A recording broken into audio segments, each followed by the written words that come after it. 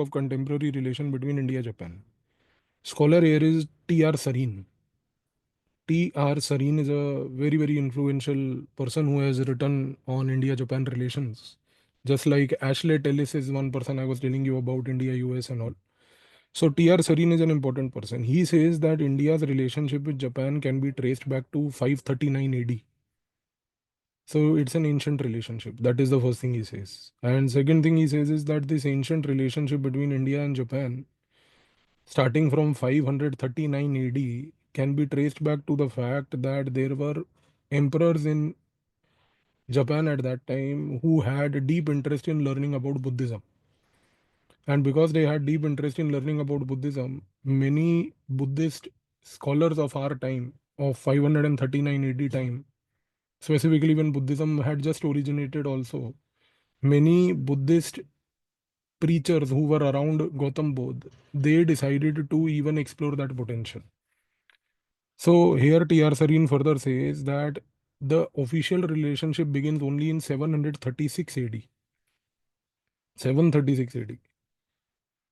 And he says कि 736 AD में when the relationship began officially, it began when Bodhisena, Bodhisena, Bodhisena is a person who actually traveled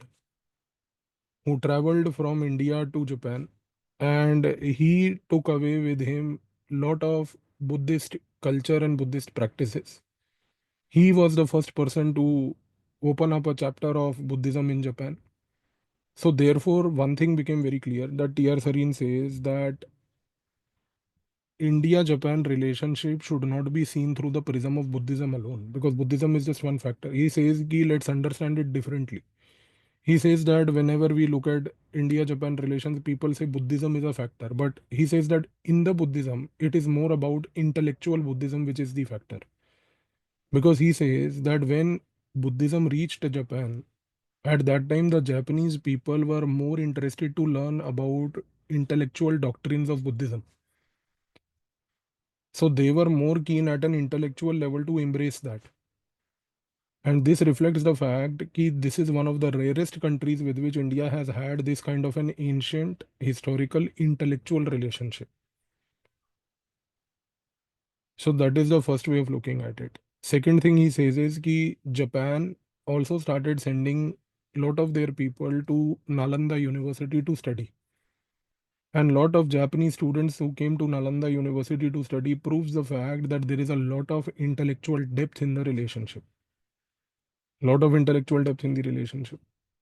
So therefore, one thing is very clear, that what began at the intellectual level continued even during the time period of what we say is basically the period of Indian national movement. Indian national movement. How and why? So if you look at that point of Indian national movement, then one thing is very important. See here what T.R. Sareen is trying to say is that during the national movement, again, when we look at the relationship between India and Japan, it again started at the intellectual level. Why and how? Because he says that number one, Japanese, when Indian national movement had begun, they started doing industrialization. And when they were doing industrialization, lot of Indian nationalist leaders at that time went to Japan to understand their industrialization.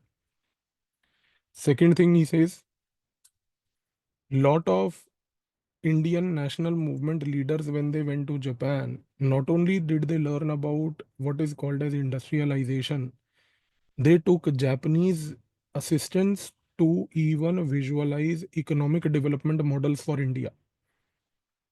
So, देखो sir, what T.R. Sareen is trying to say throughout his entire thesis is a very, very important point. He says that the general perception of people generally is that whenever we look at India, Japan are seen together through culture. He says it is not the case. He says when we look at India, Japan has to be seen through an intellectual thread binding the two states. This intellectual thread, he says, began with what is called as, ancient times Buddhism, continued during the Indian national movement, modern times, where the focus was on bringing together the two countries at the industrial level and at the economic developmental level. So he says further in the conclusion of his thesis that when we look at India's developmental model that they started after basically getting decolonized or independent, he says that the uniqueness of this model is that the entire concept of having industries as a driver of growth is something that is Japanese borrowed. सी economics की class आपको याद होगी बेटा, economics की class में मैंने आपको एक बात, ये बात मतलब कॉम्प्रिहेंसिव कोर्स और फंडामेंटल दोनों जगह पे हमने पढ़ के देखी थी कि it is a myth today to say that India's model is Soviet model. तो उस चीज़ पे चर्चा करने की ज़रूरत नहीं है हमें, उस पॉइंट को आप रिकलेक्ट करो। और जो यहाँ पर टी आर सरीन बोल रहा है कि इंटरनेशनल कॉन्टेक्स्ट में, वो प्रिसाइसली वही चीज़ है, क्योंकि there is nothing called as the Soviet model that we applied. और उसके क्या रीज़न फिगर आते हैं वो हम जान चुके हैं, बट यहाँ पर चीज़ को समझो। चीज़ ये है कि what he is trying to say is that the entire industrial level economic development strategy of India that eventually came was inspired by Japan. So he says that economy and spiritualism, that is what he concludes his thesis with. He says economy and spiritualism are the two drivers, and these two drivers have cemented the relationship at a very high level.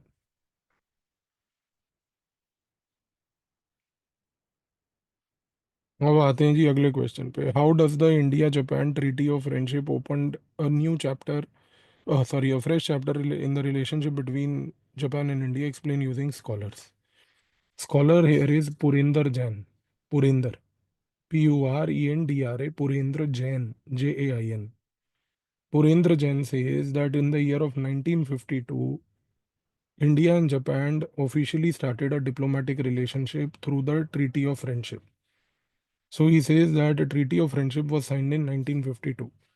In 1952, when the Treaty of Friendship was signed, at this point, one thing became very clear that under this treaty, we had 11 different articles. Each article is a reflection of how intellectually, at the economic level, the two countries wanted to engage. But Purinder Jain says a very important thing. Purinder Jain says that if you look at India and Japan, one important thing is that they were ideologically different from each other. And he says that the reason why they were ideologically different is because India and Japan basically in the Cold War period were not looking at each other in the same way. Because Japan during the Cold War period was an ally of US. India was a non-aligned country. But he says, Purinder Jain says that despite the ideological difference, if you look at the 11 articles of the Treaty of Friendship 1952 between India and Japan, then one thing is very clear. And what is very clear is that India and Japan have both explored a relationship at the commercial level. In the commercial part, he says that they decided to, number one, have business engagements with each other. Number two, they decided to cooperate with each other in the shipping sector. This is a very important point बेटा, because आगे जाके अभी हम बात करेंगे quad, AUKUS, इन सब चीज़ों की।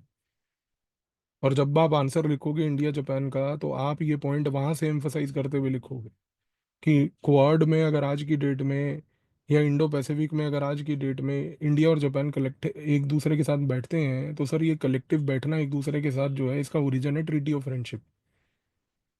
क्योंकि treaty of friendship, Purendra Jain says, had a very clear cut mention of what is known as a shipping based cooperation, because both the countries knew very well the importance of shipping routes. अब ये point आगे जाकर हम फिर से elaborate करेंगे different scholar के perspective से, जब हम बोलेंगे कि भाई today India and Japan are both the countries that stand for free and open Indo Pacific also. FONIP, FONIP, free open Indo Pacific जिसको कहते हैं। तो ये चीज़ों को समझो। और लास्ट पॉइंट यहाँ पर वो ये कहता है कि they also decided to work with each other in the aviation sector. Japan was very interested in helping India develop its aviation sector. India at that time also very importantly wanted support at the MRO level, maintenance, repair and overhaul. MRO एक terminology होती है बेटा aviation में। Maintenance, repair, overhaul, MRO. So Japan basically wanted to support India in the MRO facilities, and India wanted that support. So there was a cooperation. So this is how the relationship opened up. Now, if you look at the next question, how India-Japan relations have transformed during the period of Cold War. So here the scholar is Prakash Nanda. Prakash Nanda says that during the period of the Cold War, India's relationship with Japan opened up at two levels, commerce and development. He says commerce was one of the driving factors, development was another second factor. He says commerce and development worked in such a way that India benefited out of Japan. And the balance was tilted more for India, benefit for India than for Japan. Second thing, what Prakash Nanda says here is that during the Cold War period, even when USA was doing power politics in the region, Japan at that time, being an ally of US, was not interested in power politics.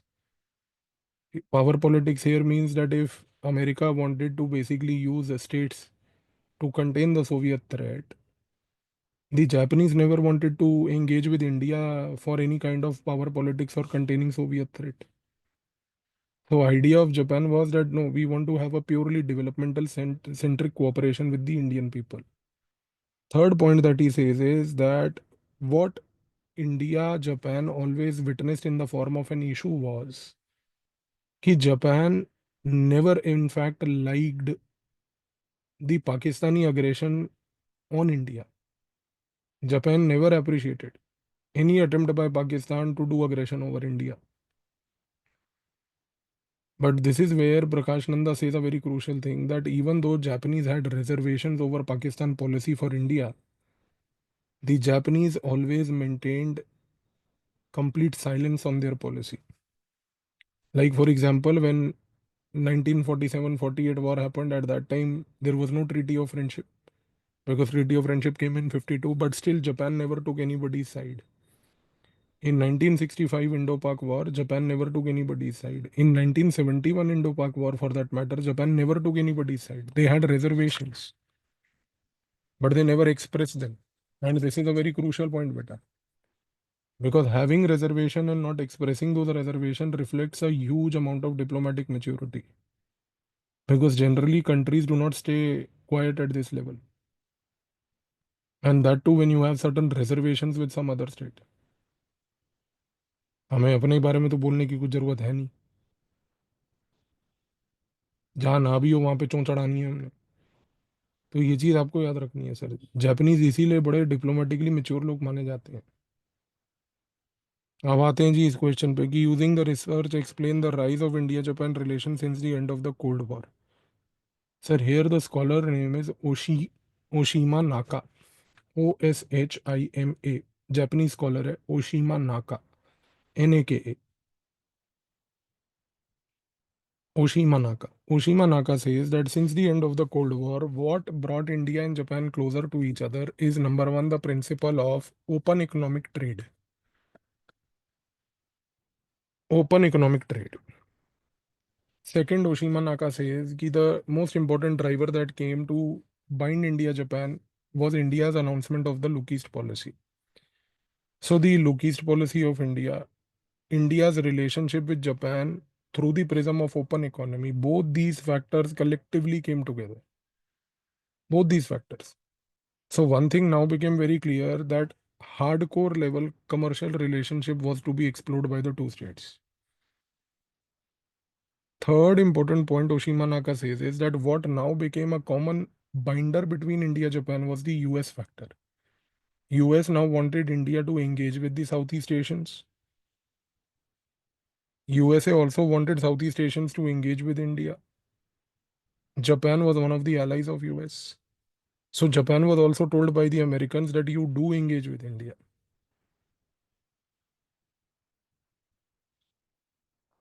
Now this is the place where Oshimanaka makes a very important point, beta.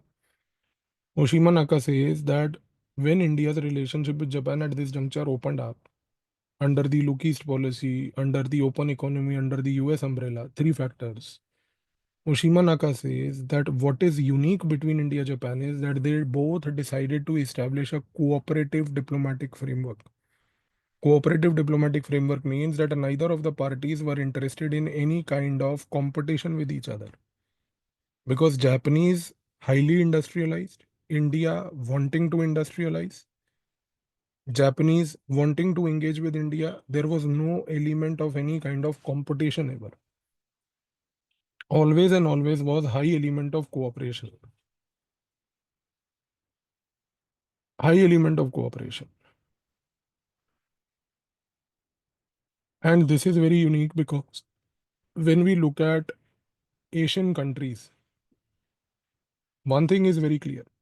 Despite having differing visions, not having what is called as a competitive framework is important.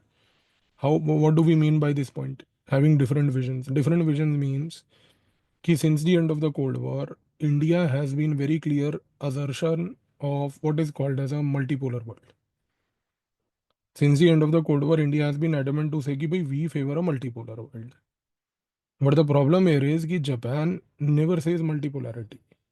Japan, for that matter, Oshima Naka says that it is basically a middle power.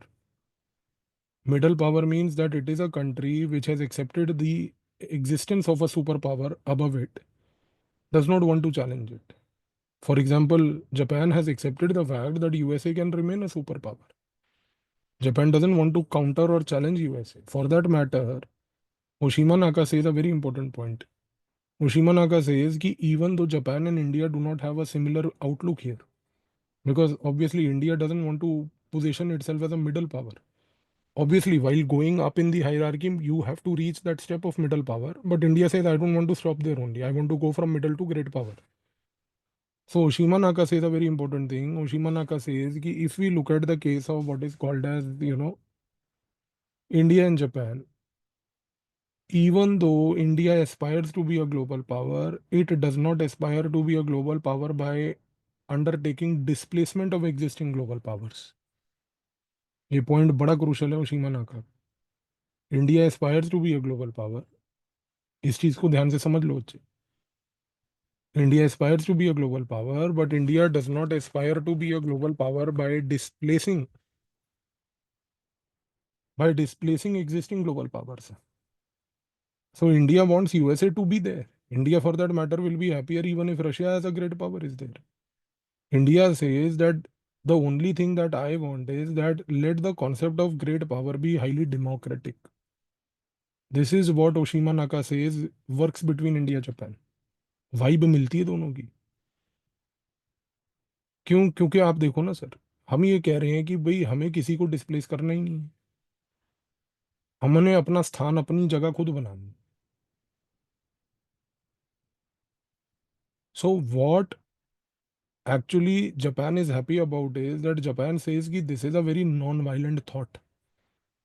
A non-violent thought to rise because Japan has seen in its own neighborhood in the form of China, a country which aspires to be a global power today wants to use violence. So if India today says that bhai, non-violently without displacing anybody, I can also be a superpower because I want many other countries to be superpowers along with India also as a superpower. Japanese say that we have no problem in this. ये point समझ आया sir? ओशिमा नाका का ये point बड़ा crucial है बेटा. ये मिलेगा नहीं किताबों में जनरली आपको. बड़ी डीप चीज़ है ये जो इसने रिसर्च करके बताई है. और अब आप देखो अगले क्वेश्चन को, आपको तब और चीज़ समझ आएगी कि भाई rise of China during has become a challenge for the region, and actors like India and Japan explain this thesis with scholarship and illustrations and using the case of South China Sea issue, Look East policy, Japan-China frictions.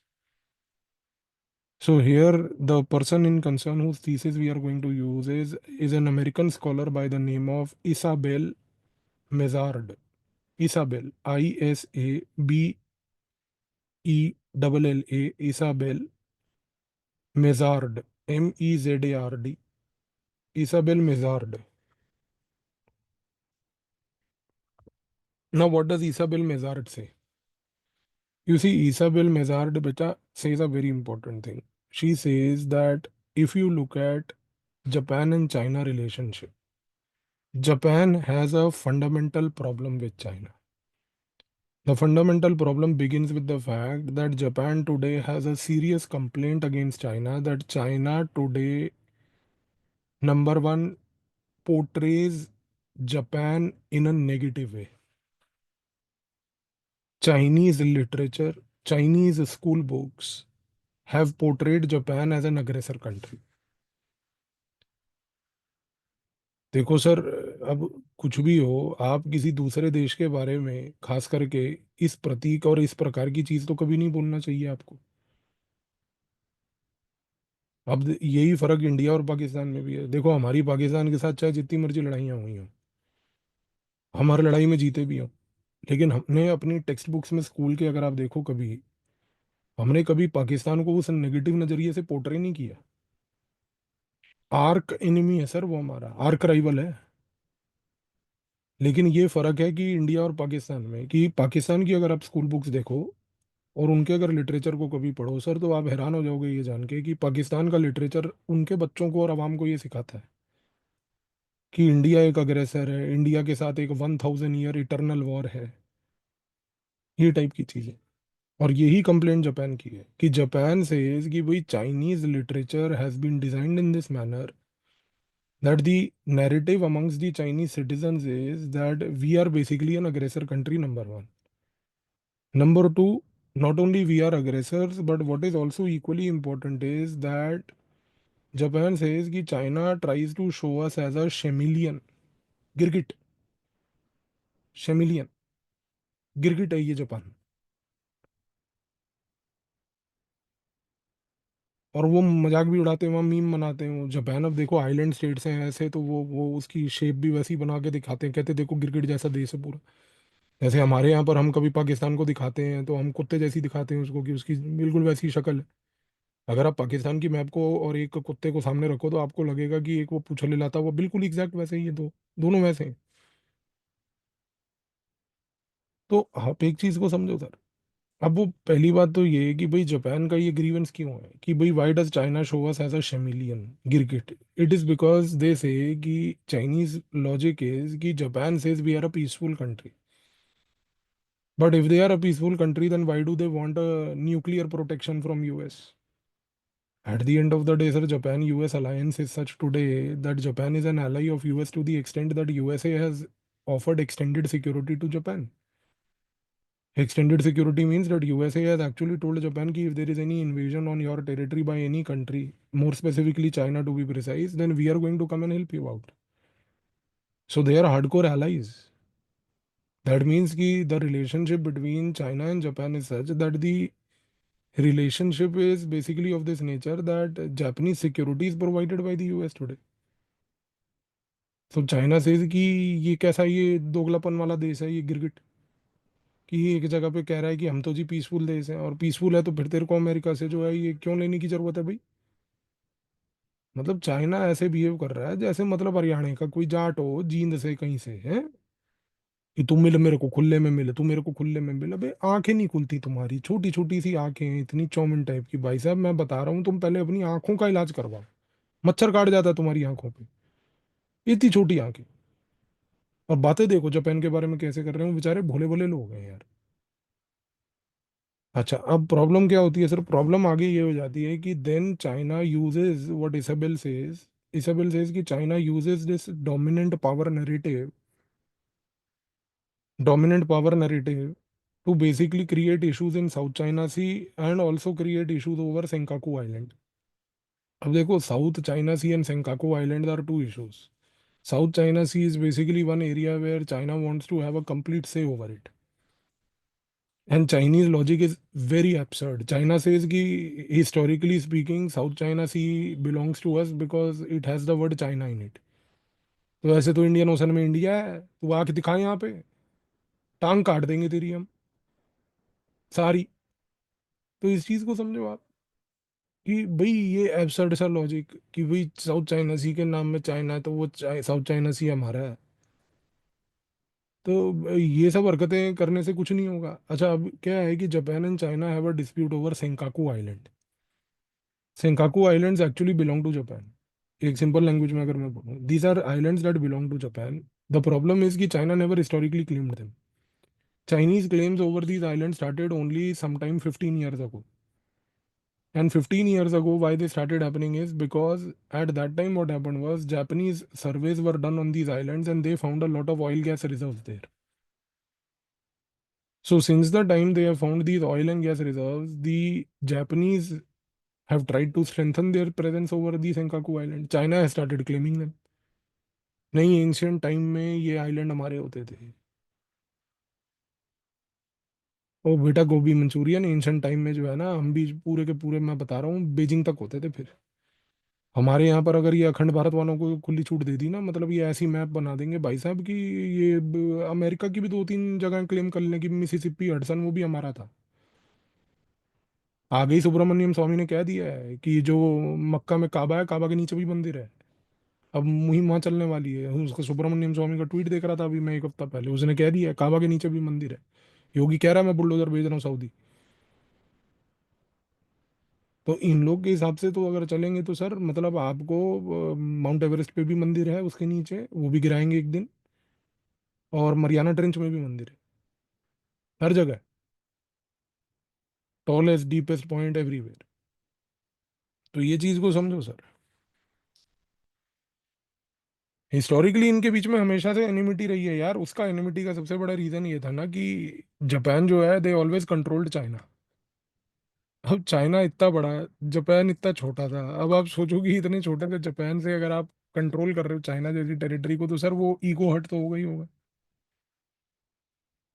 तभी तो आप देखो ना कि श्रीलंका और India के बीच में भी तो यही इशू है सारा, कि हिस्टोरिकली अगर हम देखें तो historically Sri Lanka was never treated as a part of a separate country और अ टेरिटरी. ये तो मॉडर्न टाइम का कॉन्सेप्ट है. यार आप सोचो यार, रामायण के टाइम पे हमारे रिश्ते बने हुए हैं उनसे. हनुमान जी हमारे इंडिया के फर्स्ट डिप्लोमेट गए हैं वहां पे. आप सोचो, उस केस में अगर मतलब श्रीलंका ये बात बोले, तभी तो वो चिढ़ते हैं हमसे कि नहीं भाई हम तो अलग हैं. हमने कहा तुम हो ही नहीं, अलग ही नहीं हो. तुम तो तमिलनाडु हो, बिल्कुल वैसे ही जैसे वो उनके. खान पीन भी तुम्हारा वैसे ही, इडली डोसा वगैरह खाते हो तुम जैसे हमारे यहाँ खाते हैं लड़के. तो हम कहते हैं कि भाई देखो ये चीज़ अलग है. तो जो इंडिया श्रीलंका के बीच का फंडामेंटल हिस्ट्री है, वही जापान और श्री चाइना के बीच की भी है. अब देखो यहाँ पर एक प्रॉब्लम और आती है. अब प्रॉब्लम ये आती है कि today when India and Japan engage with each other, Isabel says under the Look east policy.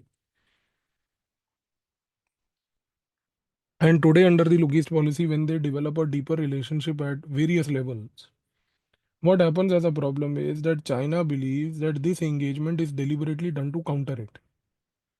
देखो sir, look east policy, we have already analyzed it in detail. We have also seen different aspects of the look east policy. It will not be wrong to conclude here one thing, that look east policy definitely is not designed to contain anybody. ये बात से तो आप भी वाकिफ हो कि हमें चाइना वाइना को कंटेन करने के लिए नहीं है, उसमें हमारे खुद के डोमेस्टिक मोटिव्स हैं जो हैं.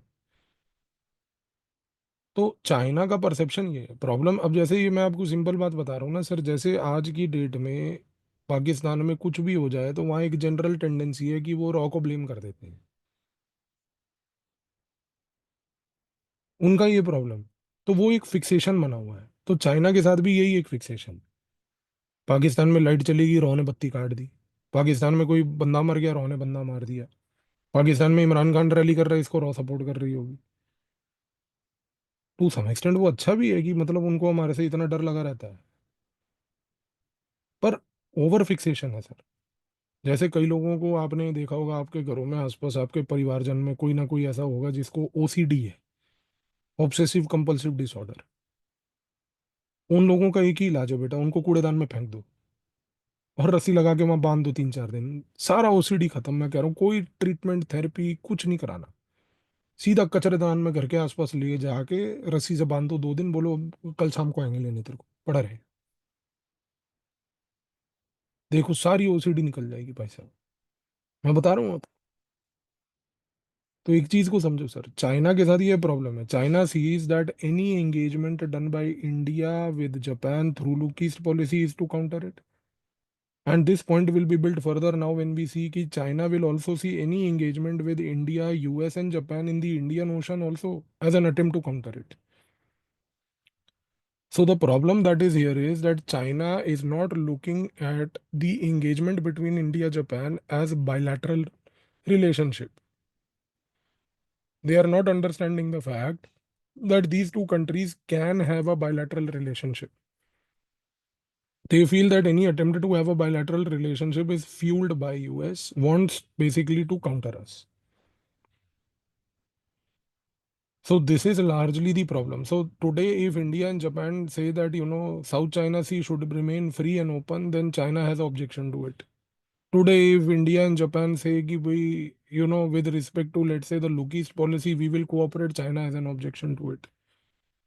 Today, if China is doing claims over Senkaku Island and India says that countries must respect territorial sovereignty, China has an issue over it. तो आप ये चीज को समझो सर, मतलब चाइना को अभी आदत हो गई है खंडन करने की हर जगह।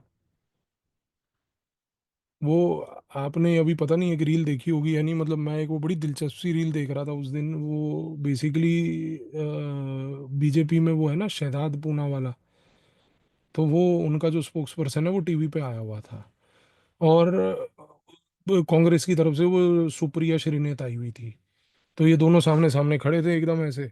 अच्छा हो क्या रहा था कि अब वो शहजाद पूना वाला बोल रहा है कि मतलब अब पुरानी रील थी मतलब थोड़ी, तो वो कह रहा था कि 15 अगस्त की थी शायद, कि आज सिर्फ जो है मतलब भारत माता का ही जन्मदिन नहीं बल्कि जो है मेरी खुद की माता जी का भी जन्मदिन। मतलब वो ये बात बोल रहा है कि ही वॉज ट्राइंग टू से कि 15 अगस्त probably was not only India's particular that specific day but also the day when his mother was also born। उसकी मदर का भी बर्थडे था, हो सकता होगा भी भाई, अगला झूठ क्यों बोलेगा ऐसी चीज को लेके। मतलब वो ये बंदा बोल रहा है, आप सोचो शहजाद पूना वाला कह रहा है कि मुझे ये बात बताते हुए आपको बड़ी खुशी हो रही है कि सिर्फ भारत माता को नहीं बल्कि आज हमारी खुद की माता, और वहां से सुप्रिया सेनेट चिल्ला रही नहीं ये बात असत्य है, मैं इसका खंडन करती हूँ, इसकी खंडन करती हूँ। वो कह रहा है कि भाई साहब मेरी माता जी का जन्मदिन है, उसमें तुम क्या खंडन कर रहे हो यार। तो मेरे को वो सुप्रिया सेनेत को देख के याद आया कि ये चाइना है, कि ये हर चीज का खंडन करते हैं। इंडिया जापान कुछ बोल रहे हैं, मतलब इंडिया स्टेटमेंट दे रहा है, एक जनरल स्टेटमेंट दिया हमने कि जब और हम कोई कम नहीं है, हम इंडियन जॉइंट फैमिली से निकले हुए। तो हमारे यहाँ पर वो चिंगारी आग लगाने वाला काम हमारे खूनों में बसा हुआ है। जापान और चाइना के बीच में सेंकाकू आइलैंड का इशू चल रहा होगा, जापान चाइना एक दूसरे से वर्बल डिस्प्यूट कर रहे होंगे।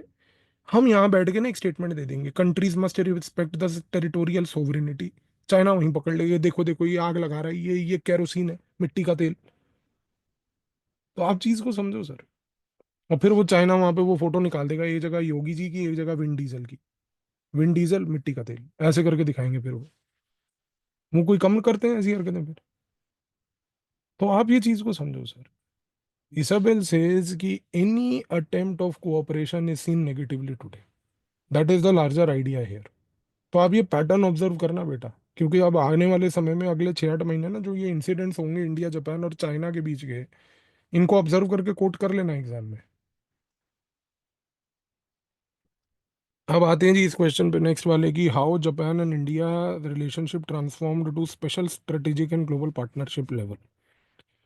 तो sir the important point to be understood here is that these two countries have adopted what is called as the macro peace model.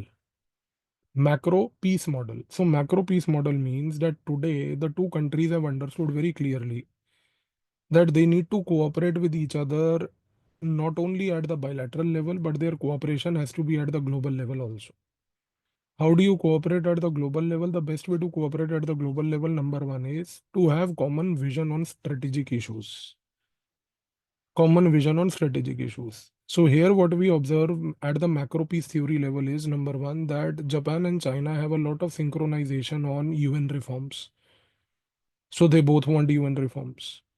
Number two, they have a common vision with respect to climate change. Japan कहता है कि भाई for climate change we want to basically promote what is called as climate friendly technologies. India also says that we are one of the countries which wants to champion movement for global climate change. So there is a synchronization. Third point at the global level where there is a synchronization is free and open sea lanes of communication.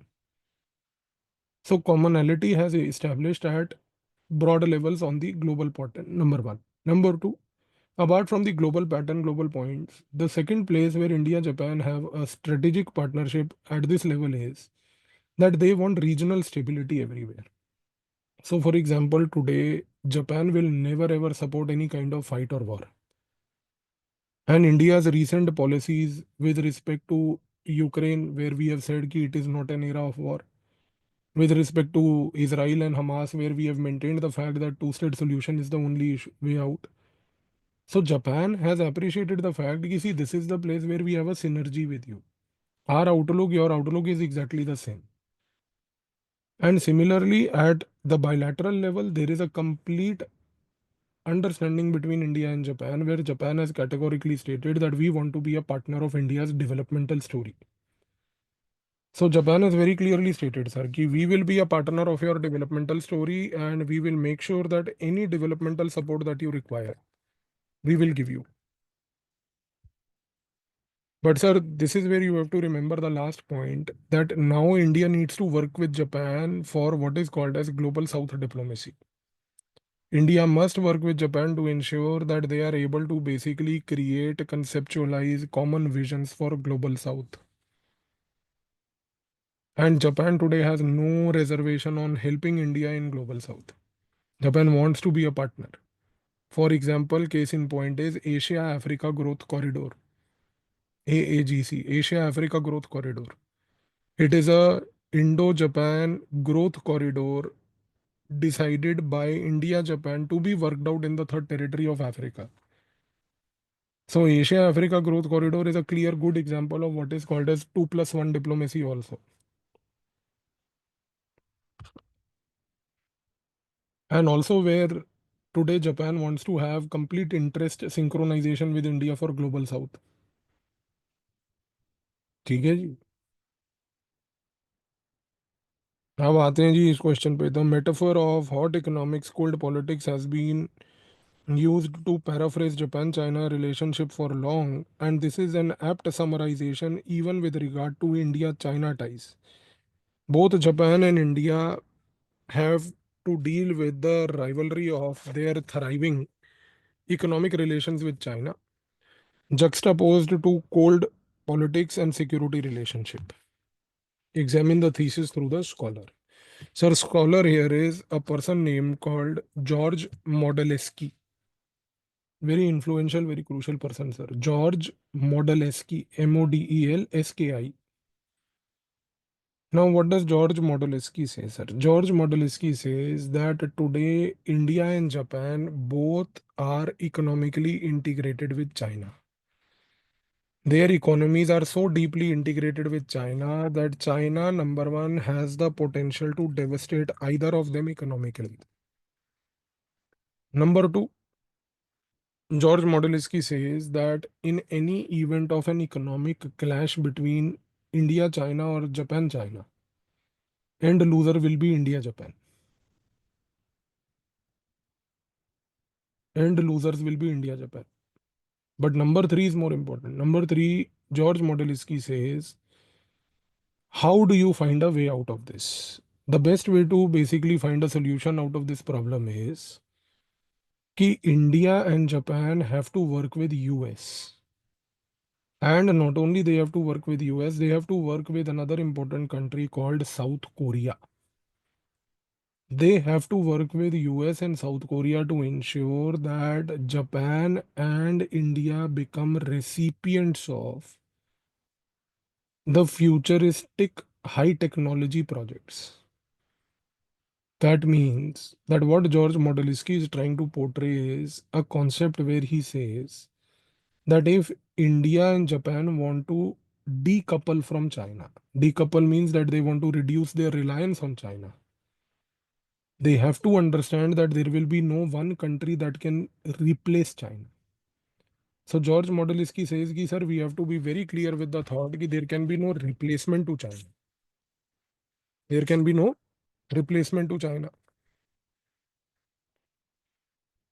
The only thing that can happen is that America and Korea must be convinced that any futuristic development of high technology projects that they do in their territory must be dispersed not to China but to India and Japan. But George Modelinsky says here that this is where a problem will arise.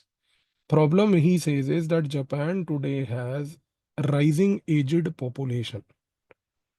So Japan does not have demographic dividend. India has demographic dividend. So George Modelinsky says that if India has demographic dividend, then in this scenario, India must convince Japan that let's work with Korea and America.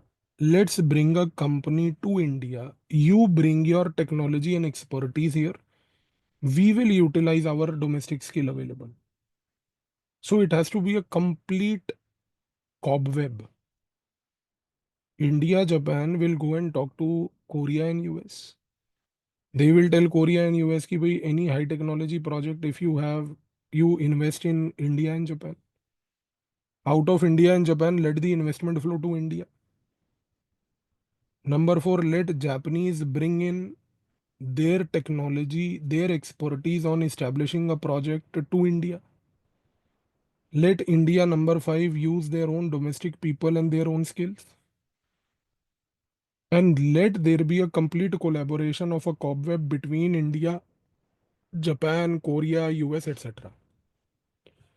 So this way, one thing will become very clear that in the long run, decoupling from China will be easier. And this decoupling will not require any replacement. Ki bhai, who will replace China? Sir, nobody will replace China. We will replace ourselves. So even if China wishes to continue to use cold politics, cold security, then we can play the game at the level of hot economics. Getting the idea, sir? ये जितने research papers होते हैं ना sir, मैं आपको बता रहा हूँ, मतलब मैंने पिछले एक साल में जितने रिसर्च पेपर पढ़े हैं ऑप्शनल पढ़ाने के लिए, इन सबसे ना नज़रिया बहुत बदल जाता है। क्योंकि मैंने ऑप्शनल पढ़ा था लगभग 15 साल पहले सर, तो 15 साल पहले तो पेपर का पैटर्न ऐसा होता ही नहीं था हमारे। तब तो सीधा सीधा मतलब सार लिखने वाले क्वेश्चन आते थे। 60 नंबर का सार लिखिए, भारत रूस के रिश्ते, पेल दो उसमें जो पेलना है। 60 नंबर का है, 25 पेज भरने हैं बस आपको। तो हमारे टाइम पर सर उतना मतलब optional was not that challenging. पर अब क्या है कि जो इन्होंने ये शॉर्ट क्वेश्चंस दे दे के आपको चैलेंज दिया ना सर, ये अच्छा है। इससे आप मल्टीपल डायमेंशन पढ़ते हो रिलेशनशिप में फिर। तो ये चीज़ क्लियर हुई थी आप, जॉर्ज मॉडल। अब देखो अगला क्वेश्चन जो है वो आपका होमवर्क है कि while there is little doubt that the power shift in Asia arising out of the rise of China is a primary driver finding resonance in every aspect of India Japan, it is no longer the only factor. Explain the thesis using scholarship. तो यहाँ पर जो scholarship है ना sir, वो ओशिमा नाका की है। स्कॉलर जो आप यूज करोगे वो ओशिमा नाका ही है। ठीक है। लेकिन ओशिमा नाका का नाम यूज करके सर इस क्वेश्चन में आपको बाकी पॉइंट्स पे चर्चा करनी है पूरी, जो अभी तक हमने चर्चा करी। समझ में आई जी?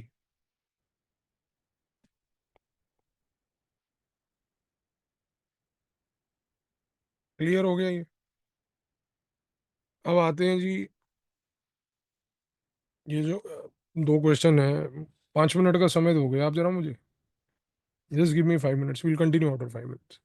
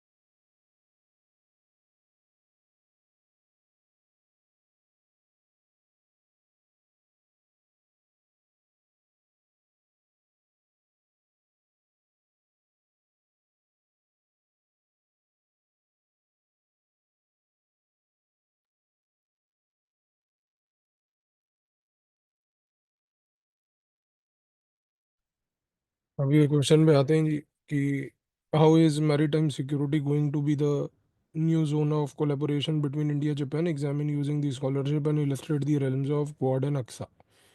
तो देखो जी, यहाँ पर सबसे बड़ी बात क्या है कि the thesis here is of a scholar named Arun Prakash. Arun Prakash has been the former Navy Chief of India also. And Arun Prakash is of the opinion that number one, it is of utmost responsibility for India Japan to have a relationship at the maritime level today. Because he says that India Japan are two democratic countries, and these two democratic countries have a very, very crucial role to play today in safeguarding the sea lanes of communication. That is the first thing. So they have to play a crucial role in safeguarding the sea lanes of communication. Now, what Arun Prakash further says is that he says that today, in this context, these two countries alone cannot basically provide for protection of sea lanes of communication because both these countries today lack geographical capacities. Geographical capacities means he says that Japan and India geographically are very far away, so they are not in immediate neighborhood. So, in order to protect this huge expanse of water, they have to basically cooperate with each other through other countries. And this is where Arun Prakash builds his thesis by saying that quadrilateral security dialogue and Indo Pacific are two important platforms. So, Quad and Indo Pacific are two important platforms. Further, he says another next thing now. Now, he says that in order to make sure that Quad and Indo Pacific become more relevant, it is of utmost importance for India and Japan to go for ensuring logistical cooperation with each other. क्या बोल रहा है sir कि to go for implementation of quad between India Japan, to go for implementation of Indo Pacific in a better way between India Japan. One thing is very clear, sir, that both the countries must ensure that they have logistical supplies engagement with each other. So he says that it is in this context that Japan and India have signed the acquisition and cross servicing agreement. Acquisition and cross servicing agreement, AXA. Now he says that what will happen is that with AXA being signed, acquisition and cross servicing agreement being signed, you will observe a scenario where India and Japan will collaborate with each other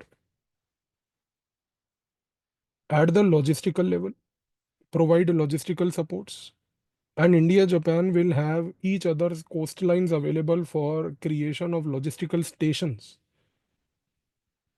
And these logistical stations at the coasts of India and Japan will become important points to safeguard maritime security.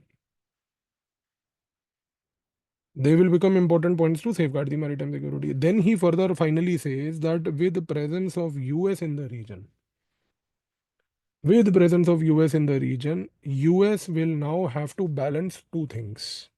US will have to balance number one, the AUKUS, which is a nuclear alliance, and it will have to balance Quad, which is a non-nuclear alliance. So Arun Prakash says that if you now look at Indo-Pacific in this sense, कि India Japan have AXA, India Japan are part of Indo Pacific. In Indo Pacific, there is at one place a non nuclear block called Quad, at the other one, there is a nuclear block called the AUKUS. So, with these kind of structures, what will happen is that any Chinese assertion, number one, at the naval level can be easily countered. Any Chinese assertion can be easily countered. तो ये चीज आपको clear होगी जी सबको। तो ये बहुत important point बोला है यार इसने। तो अरुण प्रकाश का पूरा थॉट प्रोसेस आपको क्लियर हुआ जी। तो हमें अक्सा को और हमें क्वाड को, इंडो पैसिफिक को, ऑकस को, सबको एक कलेक्टिव कॉम्पैक्ट बना के देखना। ठीक है जी। अब आते हैं जी अगले क्वेश्चन पे। Regional institutions have become a common platform of interaction for both India Japan, examine the thesis with illustration and scholarship. So here you can write down two lines. According to Richard Samuels, SAMEULS, Samuels, India Japan relationship has flourished through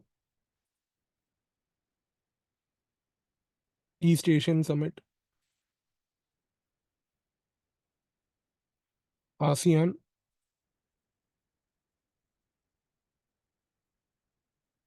East Asian Community, East Asian Community. These regional platforms have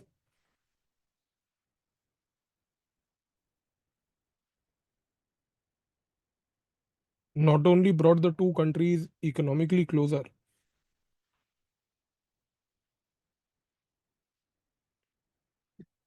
but the economic prosperity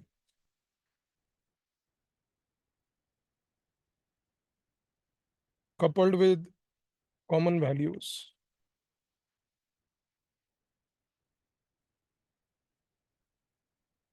has led to the rise of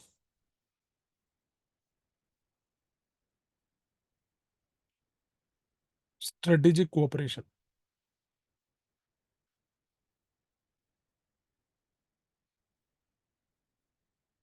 At the strategic level, cooperation began with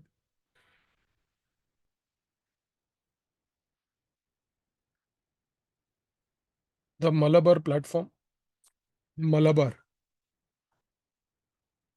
and was supported further by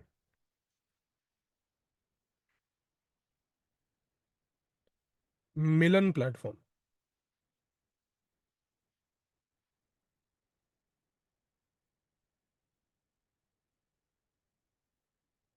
However, with America's creation of Indo-Pacific and Quad,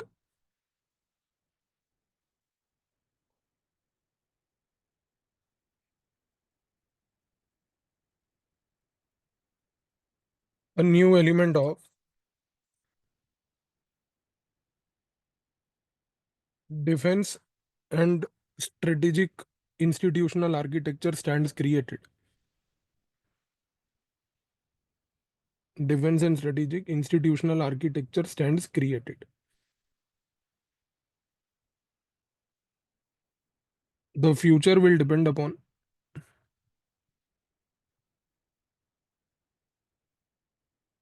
how these economic and strategic platforms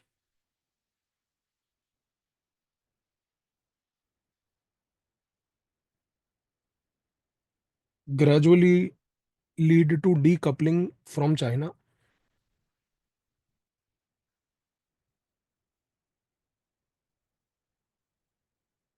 and creation of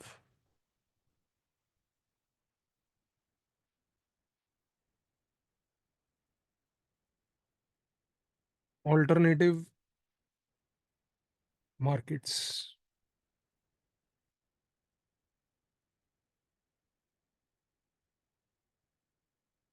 ठीक है जी, clear हो गया जी यहाँ तक? तो एक question homework है, वो कर लेना बेटा। और ट्यूसडे वेडनेसडे फिर 2 दिन मिलते हैं, और ट्यूसडे वेडनेसडे मिलके जो है इसको हम लोग PSIR को कंप्लीट कर लेते हैं। एंड फिर उसके बाद जो है कल कोई क्लास नहीं बेटा, कल तो वैसे ही छुट्टी है, संडे है, संडे को कौन क्लास लेगा? एक दिन तो हो संडे को तो रहने ही दो। तो संडे की जगह आपको संडे मंडे अब 2 दिन छुट्टी मिल गई, आप अपना फोकस करो तब तक। ट्यूसडे वेंसडे 2 दिन कॉम्पनसेट कर लेंगे उसको, ताकि 2 दिन में आपका PSI 2 दिन पूरे भी नहीं लगेंगे जहाँ तक मुझे लगता है, it will take us 1.5 days। तो वेंसडे मिड तक most likely will be able to finish it. ठीक है, फिर उसके बाद अपन लोग जो है मिडिवल कर लेंगे 1 डे में एट अ स्ट्रेच होंगे। ठीक है बेटा, चलो जी, मिलते हैं ट्यूसडे को फिर अब आपको डायरेक्ट, और अभी मिलते हैं शाम को 8:30 बजे वो essay की क्लास।